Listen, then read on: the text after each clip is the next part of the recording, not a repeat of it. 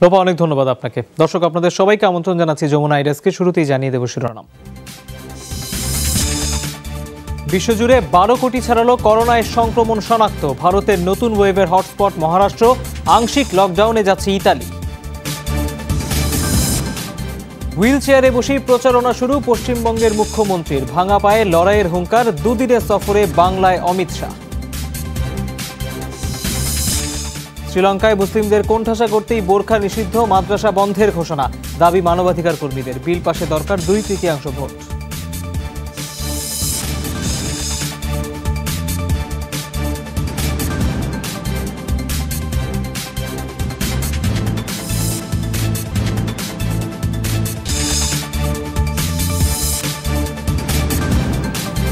দর্শক, এই সব খবরের বিস্তারিত নিয়ে আপনাদের সাথে আছি আমি তৌহিদ হোসেন।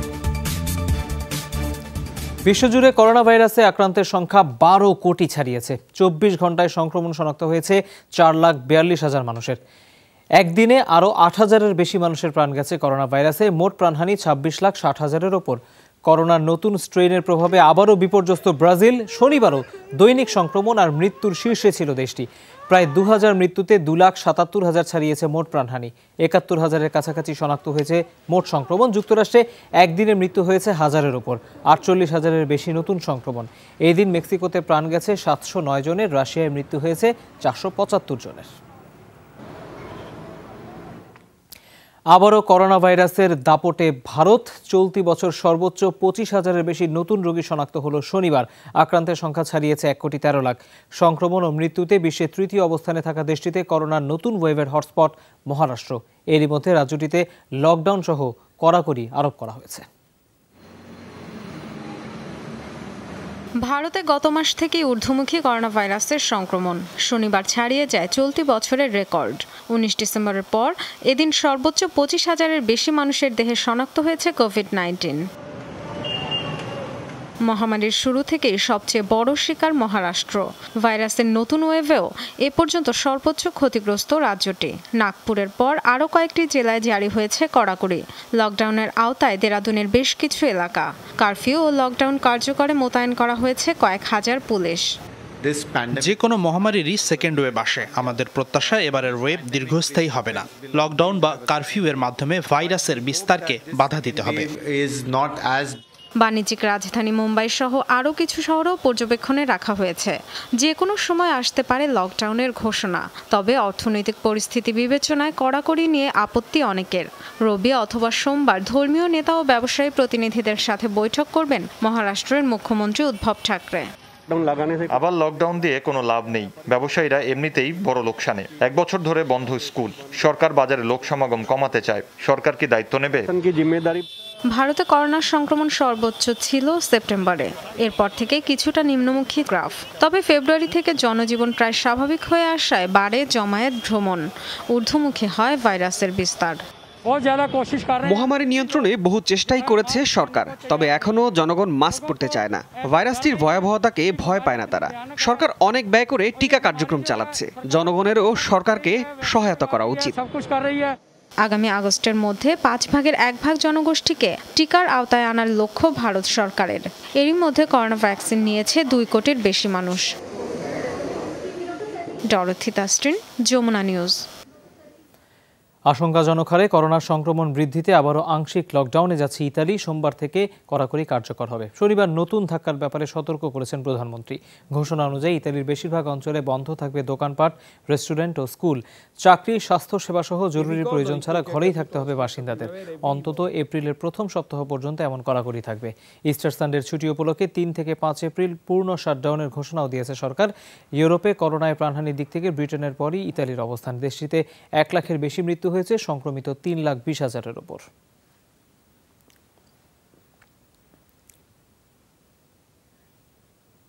অক্সিজেন স্বল্পতার কারণে সল্ট শহরের সরকারি হাসপাতালে 6 করোনা রোগীর মৃত্যুতে উত্তাল জর্ডান। শনিবার বিক্ষুব্ধ পরিবারের রোষানলে পড়েন রাজা দ্বিতীয় আবদুল্লাহ। তিনি সল্ট হাসপাতাল পরিদর্শনে গেলে পথে আটকে বিক্ষোভ প্রদর্শন করে ভুক্তভোগী পরিবারগুলো।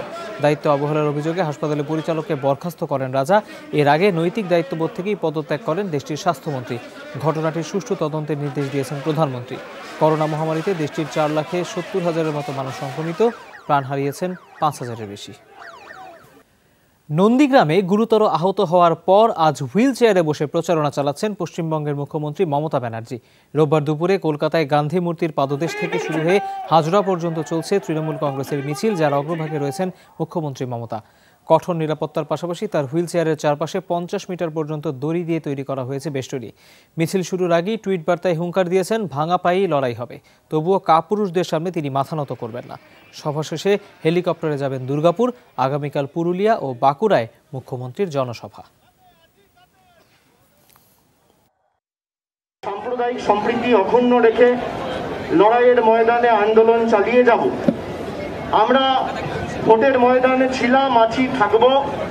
নেত্রীর পা ভেঙে বা নেত্রীর উপর আক্রমণ করে কেউ যদি ভাবে তৃণমূল কংগ্রেস পিছপা হবে, আগামী দিন তৃতীয়বার মমতা বন্দ্যোপাধ্যায় মুখ্যমন্ত্রী হওয়া তো সময়ের অপেক্ষা। যদি কেউ ভাবে যে পা ভেঙে দিয়ে মমতা বন্দ্যোপাধ্যায়কে দমিয়ে রাখবো, ভাঙা পায়ে লড়াই হবে। এদিকে আবারও দুদিনের সফরে পশ্চিমবঙ্গে কেন্দ্রীয় স্বরাষ্ট্রমন্ত্রী এবং বিজেপির শীর্ষ নেতা অমিত শাহ। স্থানীয় সময় বিকেল 5টা নাগাদ খড়গপুরে তার রোড শো। সেই আসনে বিজেপির প্রার্থী অভিনেতা হিরণ চ্যাটার্জির হয়ে গণসংযোগ চালাবেন তিনি। রাতে সেখানেই বিভিন্ন স্তরের কর্মীদের সাথে তার কয়েকটি বৈঠক রয়েছে। আগামীকাল ঝাড়গ্রাম ও বাঁকুড়ায় 2টি জনসভায় অংশ নেবেন স্বরাষ্ট্রমন্ত্রী। দলীয় সূত্র মতে মার্চে আরও কয়েকবার বাংলায় সফর করবেন অমিত শাহ। তার মাঝে 27 বা 28 তারিখ নন্দীগ্রামে চালাতে পারেন নির্বাচনী প্রচারণা। এদিকে পশ্চিমবঙ্গে 20 ও 24 মার্চ 2টি জনসভা করবেন খোদ প্রধানমন্ত্রী নরেন্দ্র মোদী। মিয়ানমারে জান্তা বিরোধী বিপ্লবের ডাক দিলেন নির্বাসিত বেসামরিক সরকারের ভারপ্রাপ্ত প্রধান উইং খাইং থান। অভ্যুত্থানের পর প্রথমবারের মতো প্রকাশ্যে বক্তব্য দিলেন স্বঘোষিত সরকারের কোনো নেতা। ফেসবুকের ভিডিও বার্তায় বর্তমান পরিস্থিতিকে দেশের সবচেয়ে অন্ধকার সময় আখ্যা দেন তিনি। সুচির দল এনএলডির এই জ্যেষ্ঠ নেতা জানান, আত্মরক্ষা এবং অধিকার নিশ্চিতে আইন তৈরি করবে স্বঘোষিত সরকার। এখনও অভ্যুত্থানের বিরুদ্ধে বিক্ষোভে উত্তাল মিয়ানমার। শনিবার আন্দোলনকারীদের উপর পুলিশের গুলিতে প্রাণ গেছে আরও 12 জনের। ম্যান্ডেলে ও ইয়াঙ্গুনে হয় হতাহতের ঘটনা। শনিবারও রাতভর সাঁড়াশি অভিযানে আটক হন বহু আন্দোলনকারী। শ্রীলঙ্কায় মুসলিম সম্প্রদায়কে কোণঠাসা করতেই বোরখা নিষিদ্ধ এবং হাজারের বেশি মাদ্রাসা বন্ধের সিদ্ধান্ত নেওয়া হচ্ছে। এটি স্পষ্টভাবে ইসলাম বিদ্বেষের বহিঃপ্রকাশ, এমন প্রতিক্রিয়া দেশটির মানবাধিকার কর্মীদের। প্রতিবেশী দেশগুলো নিন্দা জানাচ্ছে। জননিরাপত্তা মন্ত্রণালয়ের প্রস্তাবিত বিলটি পাশে পার্লামেন্টের 2/3 এমপির সমর্থন প্রয়োজন। 2019 সালের ইস্টার সানডের প্রার্থনায় জোরালো আত্মঘাতী বোমা বিস্ফোরণ হয় শ্রীলঙ্কার রাজধানী কলম্বো সহ নেগম্বো ও বাত্তিকালোয়া শহরে। সিরিজ হামলা চালানো হয় 4টি 5 তারকা হোটেলেও। লক্ষ্য ছিল খ্রিস্টান সম্প্রদায় ও বিদেশি পর্যটকরা, যাতে আততায়ীরা সহ প্রাণ হারান 270 জনের মতো। হামলায় আইএস সম্পৃক্ততা মেলায় দেশটির মুসলিম সম্প্রদায়ের উপর চাপ বাড়ে। সে সময় মুখ ঢাকা পোশাক পরিধানের উপর আসে আংশিক নিষেধাজ্ঞা, যা আন্তর্জাতিক মহল এবং মানবাধিকার সংগঠনগুলোর নিন্দায় প্রত্যাহার করা হয়। কিন্তু শনিবার আবারও এমন ইঙ্গিত দিলেন লঙ্কান জননিরাপত্তা মন্ত্রী। বোরকা সরাসরি আমাদের জাতীয় নিরাপত্তাকে প্রভাবিত করে।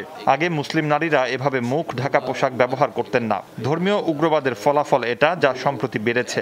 তাছাড়া দেশে অনেক মাদ্রাসা আছে, একই দেশে আলাদা শিক্ষা কার্যক্রম চলতে পারে না। এ ঘোষণায় তীব্র নিন্দা জানায় মানবাধিকার সংগঠনগুলো। তাদের অভিযোগ, সংখ্যালঘু মুসলিম সম্প্রদায়কে আরও কোণঠাসা করতেই সরকারের এ উদ্যোগ।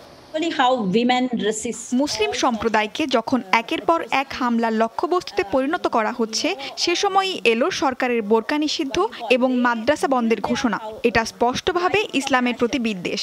কারণ কে কি পোশাক পরবে বা মতাদর্শ অনুসরণ করবে, এটা একান্তই ব্যক্তির নিজস্ব পছন্দ। অবশ্য প্রস্তাবে জননিরাপত্তা মন্ত্রী স্বাক্ষর করলেও সেটি পার্লামেন্টে পাশ হতে প্রয়োজন 2/3 আইন প্রণেতার সমর্থন। উভয় কক্ষে ছাড়পত্র পেলেই তাতে চূড়ান্ত সই করবেন প্রেসিডেন্ট। পরিণত হবে আইনে। মৌলি ইসলাম, যমুনা নিউজ।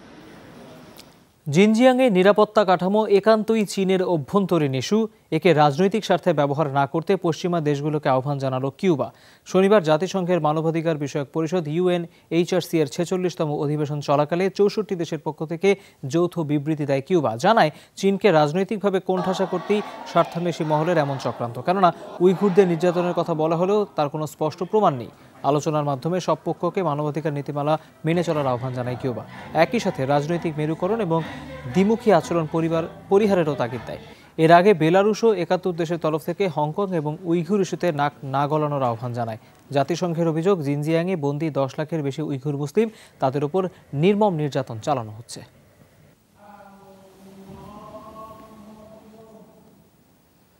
লন্ডনে পুলিশি নির্যাতনে সারা ইভারার্ট নামের এক নারী খুন হওয়ায় উত্তাল ব্রিটেন।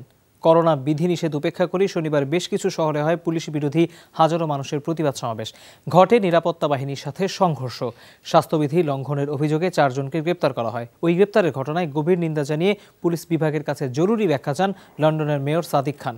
মার্চের 3 তারিখ বন্ধুর বাড়ি যাওয়ার পথে নিখোঁজ হন 33 বছরের সারা। তাকে সবশেষ দক্ষিণ লন্ডনের ক্লেফহ্যামে দেখা যায়। পুলিশ বুধবার তল্লাশি চালিয়ে উডল্যান্ড থেকে তার মরদেহ উদ্ধার করে। এরই মধ্যে লন্ডনের এক পুলিশ কর্মকর্তার বিরুদ্ধে ওই তরুণীকে অপহরণ ও হত্যার দায়ে অভিযোগ গঠন করা হয়েছে। এই হত্যাকাণ্ডকে কেন্দ্র করে রাতের লন্ডনে নারীদের চলাচলের নিরাপত্তা নিয়েও প্রশ্ন উঠেছে।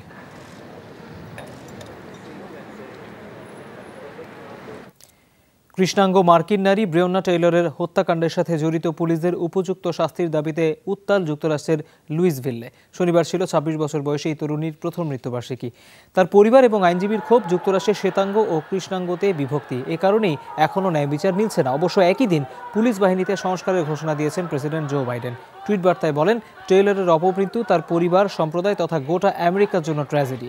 গেল বছর 13ই মার্চ মাদক অভিযানের নামে টেইলরের বাড়িতে ঢোকে একদল পুলিশ। এ সময় বাধা দেওয়া হলে 32 দফা গুলির আওয়াজ শোনা যায়। পরে নিহত অবস্থায় উদ্ধার হয় ওই কৃষ্ণাঙ্গ তরুণী। অথচ হত্যাকাণ্ডে জড়িত 3 পুলিশ কর্মকর্তার বিরুদ্ধে কেবল একজনের বিরুদ্ধে আনুষ্ঠানিক অভিযোগ দায়ের করা হয়েছে। রাশিয়ায় বিরোধীদের সম্মেলন ভেঙে দিল পুলিশ। শনিবার মস্কোয় আটক করা হয় 2 শতাধিক নেতাকর্মীকে। নিরাপত্তা বাহিনীর দাবি, করোনা বিধি না মানায় এই পদক্ষেপ নেওয়া হয়েছে। একটি হোটেলে আয়োজন করা হয়েছিল বিরোধীদের এই সম্মেলন। সেপ্টেম্বরের নির্বাচনকে সামনে রেখে কৌশল নির্ধারণে মিলিত হন নেতাকর্মীরা। সম্মেলনের পেছনে বিতর্কিত ওপেন রাশিয়া দলের হাত রয়েছে বলে দাবি করে নিরাপত্তা বাহিনী। যুক্তরাজ্যে নির্বাসিত পুতিনের অন্যতম প্রতিদ্বন্দ্বী মিখাইল খুদরকোভস্কি গড়ে তোলেন দলটি। এর আগে দেশের প্রধান বিরোধী নেতা অ্যালেক্সাই নাভালনির গ্রেপ্তার ও সাজার জেলে নজিরবিহীন বিক্ষোভ হয় রাশিয়াতে। এরপর থেকেই বিরোধীদের ওপর ব্যাপক ধরপাকড় শুরু হয়।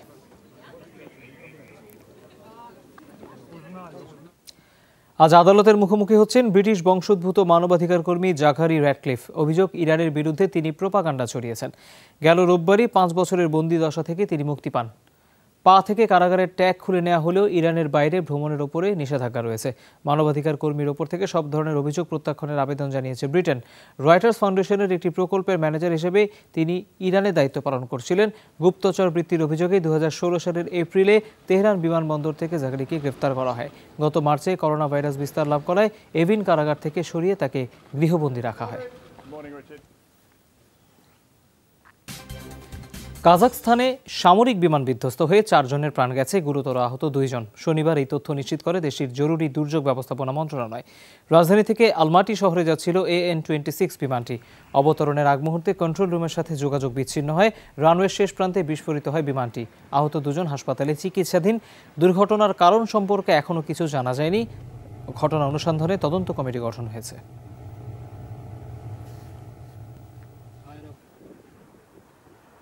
করোনা মহামারীর কারণে দীর্ঘ 1 বছর বন্ধ থাকার পর পর্বতারোহীদের জন্য খুলছে মাউন্ট এভারেস্টের পথ। অবশ্য কঠোর নীতিমালা মানার মাধ্যমে এপ্রিল থেকে অভিযানে যেতে পারবেন 300 আরোহী। সংখ্যাটি বাড়তে পারে এমন ইঙ্গিত দিয়েছে নেপালের পর্যটন মন্ত্রণালয়। কিন্তু অভিযাত্রীদের গাইড হিসেবে অনুমোদন পাওয়া শেরপারা এখনও করোনা ভ্যাকসিন নিতে পারেননি। সেটা নিয়ে আয়োজকদের মধ্যে এক ধরনের অস্বস্তি রয়েছে। 2019 সালেও বিশ্বের সর্বোচ্চ পর্বত শৃঙ্গের অভিযানে যান রেকর্ড 381 জন। নেপালে করোনা ভাইরাসে 3000-এর বেশি মানুষ মারা গেছে, সংক্রমিত 3.25 লাখের ওপর। মহামারীর কারণে খাদের কিনারায় পর্যটন ভিত্তিক দেশ থাইল্যান্ড পর্যটকদের আকৃষ্ট করতে এবার হাতিদের কাজে লাগালো প্রশাসন। শনিবার আয়ুথায়া শহরে হস্তি দলের জন্য বিশাল ফলাহারের আয়োজন করা হয়। মূলত হাতি দিবস উপলক্ষে এমন উদ্যোগ ছিল যা করোনা পরিস্থিতির আগে হাজার হাজার বিদেশি পর্যটকদের মূল আকর্ষণ ছিল। সরকারের প্রতি মাহুতদের দাবি, অবিলম্বে কমানো হোক কঠোর করোনা নীতিমালা, যেন পর্যটকরা আবারও থাইল্যান্ডে ফিরতে পারেন। বিনোদনের জন্য প্রায় 4000 প্রশিক্ষিত হাতি রয়েছে দেশটিতে।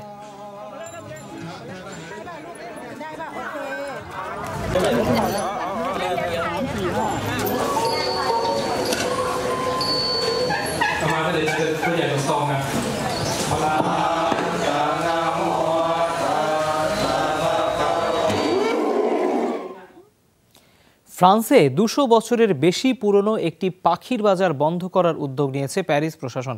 চোরাচালান বন্ধ ও প্রাণী অধিকার রক্ষা সংগঠনগুলোর দীর্ঘদিনের দাবির জেরে গুরুত্বপূর্ণ সিদ্ধান্ত নেওয়া হয়েছে।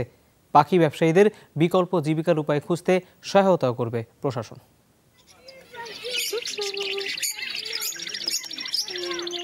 সিন নদীর তীরে নটরডেম ক্যাথেড্রালের ছায়ায় বিশাল পাখির রাজ্য। ফরাসি রাজধানীতে যুগ যুগ ধরে পর্যটকদের অন্যতম আকর্ষণ এই পাখির বাজার। অতি সম্প্রতি প্যারিস সিটি কাউন্সিল 200 বছরের পুরনো পাখির হাটটি বন্ধের সিদ্ধান্ত নিয়েছে। সেই সাথে শুরু হয়েছে 19 শতকে শুরু হওয়া পাখি বাজারটি বন্ধের দিনক্ষণ গণনা। মুক্ত আকাশে ডানা মেলার অপেক্ষায় ক্যানারি, প্যারাকিটস, জেব্রা ফ্রিঞ্চ প্রজাতির পাখিগুলো। মূলত পাখি চোরাচালান চক্রের দৌরাত্ম্যই এ ধরনের সিদ্ধান্ত নিতে বাধ্য করছে প্রশাসনকে। কর্তৃপক্ষ বলছে, পাখি বিক্রির লাইসেন্স নিয়ে অনেকেই জড়াচ্ছে বিভিন্ন ধরনের প্রাণী পাচারের মতো অপরাধে। এতে বিলুপ্তির পথে বহু প্রজাতির পাখি। দুটি কারণে পাখির বাজার বন্ধের সিদ্ধান্ত নিয়েছে প্যারিস। প্রথমত, এই বাজার পাখি চোরাচালানের কেন্দ্র হয়ে উঠেছে।